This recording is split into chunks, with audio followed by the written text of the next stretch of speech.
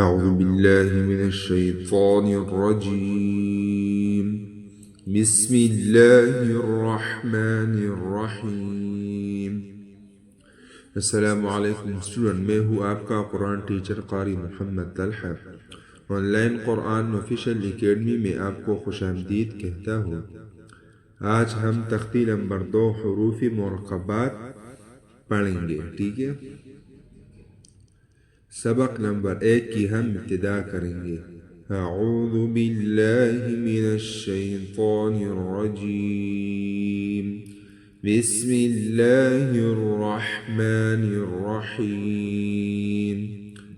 الف الف اسٹوڈنٹ، یہ الف نہیں پڑھنا ہے، الف نہیں پڑھنا ہے، ٹھیک ہے؟ میں نے کل بھی بتایا تھا۔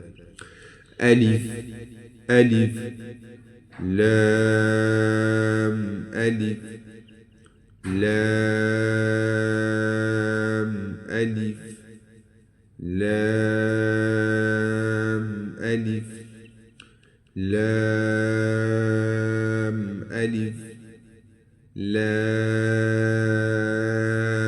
الف با الف با الف لام الف لام الف لام لام لام الف لام الف لام ح لام ح لام الف لام الف با لام با با لام با۔ اسٹوڈنٹ، گزشتہ سبق میں ہم نے لام تختی نمبر 1 میں اس طرح شکل کی تھی، ٹھیک ہے؟ اب اس تختی میں لام اس طرح کا شکل ہے، اس طرح کا ہے، ٹھیک ہے؟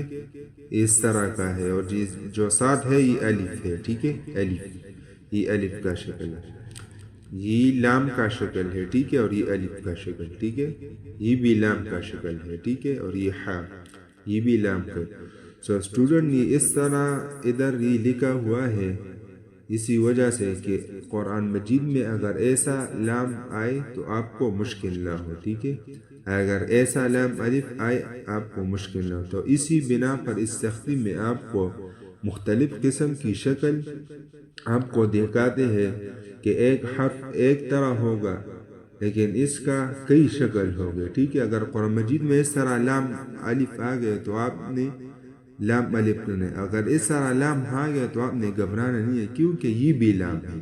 تو یہ شکل آپ کو دکھا رہا ہے، ٹھیک ہے؟ تو اس تختی میں آپ نے اس شکل کو غور سے دیکھنا ہے، ٹھیک ہے؟ تو اسٹوڈنٹ، اس میں یہ تمام شکلیں جو ہے یہ آپ کو ذہن میں ڈالنا ہے، ٹھیک ہے؟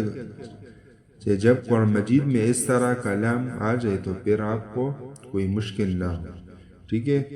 تو آج کا ہمارا سبق نمبر 2 کمپلیٹ ہوتا ہے۔ اگر آپ نے ہمارا چینل سبسکرائب نہیں کیا ہے تو ہمارا چینل سبسکرائب کرے تاکہ آنے والی کلاسز مس